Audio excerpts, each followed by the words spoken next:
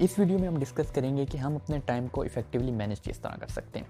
Basically होता कुछ यूँ है कि हम अपना टाइम फजूल चीज़ों में वेस्ट करते रहते हैं, यानी कि फेसबुक स्क्रॉलिंग कर ली, गॉसिप्स कर ली, ड्रामे फिल्में देख लिए, सीजन्स देख लिए।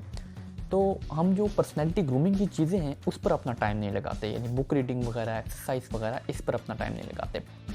बेसिकली जब मैं मैट्रिक में था तब मेरा मल्टीटास्किंग मैं नहीं कर सकता था, यानी अगर मैं सिर्फ स्टडी कर रहा हूँ तो मैं सिर्फ स्टडी कर रहा हूँ, किसी और चीज़ के बारे में सोचता भी था तो मैं डिस्टर्ब हो जाता था, यानी मल्टीटास्किंग मेरे पास नहीं थी। फिर ये चीज़ें मैंने लर्न की, मैंने डिफरेंट बुक्स पढ़ी, डिफरेंट कॉन्सेप्ट्स रीड किए और मुझे इफेक्टिव टाइम मैनेजमेंट और आपने मल्टीटास्किंग किस तरह करनी है उसकी समझ आना शुरू हो गई। तो इस वीडियो में मैं उसी चीज़ ही की बात कर रहा हूँ। इस वीडियो में मैं इस कॉन्सेप्ट को एक्सप्लेन करूँगा बेसिकली 4 क्वाड्रेंट्स के ज़रिए।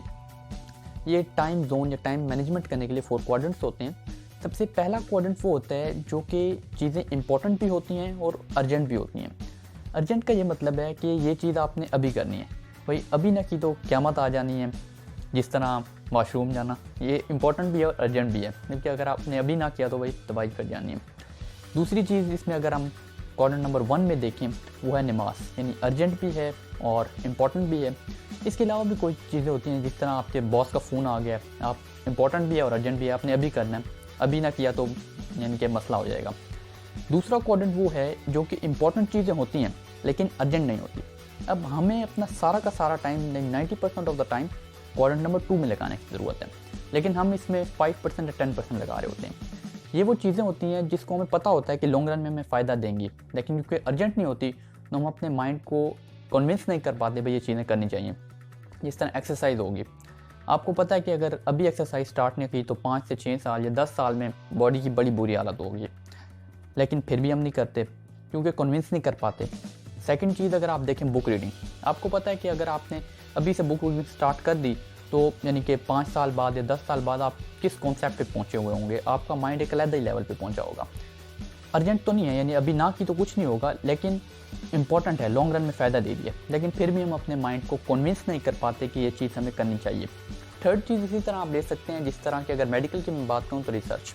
अब अर्जेंट तो नहीं है लेकिन आपको पता है कि ये इंपॉर्टेंट है, तो हम अपने आप को कन्विंस नहीं कर पाते और लॉन्ग रन में, हालांकि ये इंपॉर्टेंट है हमारी ग्रोथ के लिए भी या इस फील्ड में। या पर्सनैलिटी ग्रूमिंग, अब बहुत से लोग होते हैं पर्सनैलिटी ग्रूमिंग पे उस वक्त काम करना शुरू करते हैं आपकी कम्युनिकेशन स्किल्स पे, अपनी जो है क्लोथिंग स्टाइल्स पे, अपने जो है ड्रेसिंग स्टाइल्स पे, जब इंटरव्यू सर पे आया हुआ होता है तो उस वक्त वो स्ट्रेस भी बढ़ जाता है।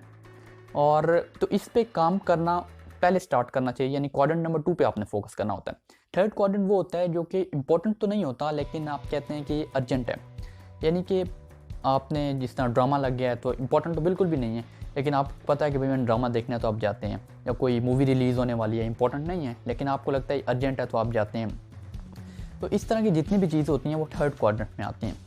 अब फोर्थ क्वाड्रेंट बेसिकली वो है जो ना इंपॉर्टेंट है और ना अर्जेंट है। और मज़े की बात यह है कि हम में से ज़्यादातर लोग जो है फोर्थ क्वाड्रेंट में रह रहे होते हैं, जिसमें बिल्कुल टाइम स्पेंड करने की ज़रूरत भी नहीं होती। इस तरह फेसबुक स्क्रॉलिंग ना इंपॉर्टेंट है ना अर्जेंट है, नहीं भी करेंगे तो भाई फिर भी आप जिंदा रहेंगे। या गॉसिप्स हो गई, ज़्यादातर लोग जो है दूसरों की बुराइयां करने में टाइम निकाल देते हैं, ना इंपॉर्टेंट है ना अर्जेंट है, नहीं भी करेंगे तो काम चलता रहेगा। या फिर इस तरह हैंग आउट्स वगैरह हो जाए, ज़्यादातर ना इंपॉर्टेंट होते हैं ना अर्जेंट होते हैं, कुछ कभी कभार इंपॉर्टेंट होते हैं लेकिन ज़्यादातर इंपॉर्टेंट नहीं होते।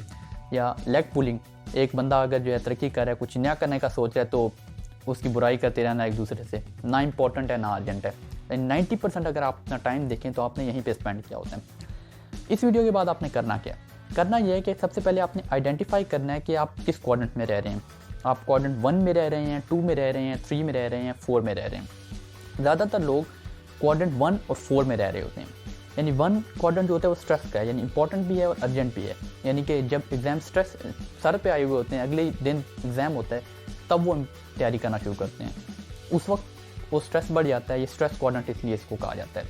या क्वाड्रेंट 4 में होते हैं, यानी वो स्ट्रेस अगर रिमूव कर दे तो वो लेयर में चले जाते हैं, पर्सनैलिटी ग्रूमिंग काम नहीं करते, यानी कितना इंपॉर्टेंट चीज़ें होती हैं फिर उसको स्क्रॉलिंग में सारा का सारा अपना वक्त ज़ाया कर देते हैं। आपने करना यूँ है कि क्वाड्रेंट नंबर 2 पे आपने फोकस रखना है। क्वाड्रेंट नंबर 2 पे फोकस रखने से होगा ये क्योंकि क्वाड्रेंट नंबर 1 की जो चीज़ें होंगी वो कम होना शुरू हो जाएंगी। यानी अगर आप एक्सरसाइज करते हैं तो आपको उस वक्त जिम में नहीं जाना पड़ेगा जब आपका वेट 120 किलो होगा, यानी आप क्वाड्रेंट नंबर 1 का जो स्ट्रेस कंडीशन थी वो कम होगी। या आप डेली अगर आप रीडिंग करें, डेली अपना स्टडी करें, तो एग्ज़ाम से एक दिन पहले आपको स्ट्रेस नहीं होगा। क्वाड्रेंट नंबर 1 की वो चीज़ भी कम हो गई। या आप अपनी पर्सनैलिटी ग्रूमिंग पे अगर आप काम कर रहे हैं, तो इंटरव्यू से एक दिन पहले आपको वीडियोस सर्च नहीं करनी पड़ेंगी, how to speak English and how to give interview in English. तो ये चीज़ें आपको फ़ायदा देती हैं। तो आपने अपना मोस्टली टाइम क्वाड्रेंट नंबर 2 में स्पेंड करना है। आपने करना यह है कि अपनी जितनी भी रूटीन है उसको आपने क्लासीफाई कर लेना है। क्वाड्रेंट 1 में मैं कौन सी चीज़ें कर रहा हूँ, 2 में कौन सी चीज़ें कर रहा हूँ, 3 और 4 में कौन सी चीज़ें कर रहा हूँ। और उसके बाद फिर आपने 1, 3 और 4 वाली जो चीज़ें थी, जो आपके पास टाइम आप ज़ाया कर रहे थे, उस पर आपने क्रॉस लगा देना है और आपने सिर्फ और सिर्फ फोकस करना है क्वाड्रेंट नंबर 2 के ऊपर। 1 पे सिर्फ आप तब जाएंगे जब आपके पास इंपॉर्टेंट चीज़ें होंगी, यानी जिस तरह आपके पेपर वगैरह आए हुए हैं, तो उस वक्त सिर्फ आपने 1 पे फोकस करना है। यानी कि वो भी तकरीबन 5-6 दिन, उसके ज़्यादा नहीं। ज़्यादातर आपने क्वाड्रेंट नंबर 2 पे फोकस करना है। अब क्वाड्रेंट नंबर 2 पे हम आते कैसे हैं, क्योंकि हम अपने माइंड को कन्विंस नहीं कर पाते भाई क्वाड्रेंट नंबर 2 में बैठो। अब इसके मुतालिक मैं, क्योंकि ये बहुत लंबी वीडियो हो जाएगी, तो इसके मुतालिक मैं अगली वीडियो में आपको बताऊँगा, ताकि आप क्वाड्रेंट नंबर 2 में प्रॉपर तौर पे आ सकें। यानी मेरी वीडियो सुनने के बाद आपने डिसाइड तो कर लिया, लेकिन आप अपने माइंड को कन्विंस नहीं कर पाएंगे, आपके पास इतनी कन्विंसिंग पावर नहीं होगी कि आप ये सब कुछ मैनेज कर सकेंगे, डायरेक्ट क्वाड्रेंट नंबर 2 में आ जाएं। तो अगली वीडियो में तफसीलन बात करेंगे, क्योंकि वीडियो काफ़ी लंबी हो जाएगी। Wish you all the very best.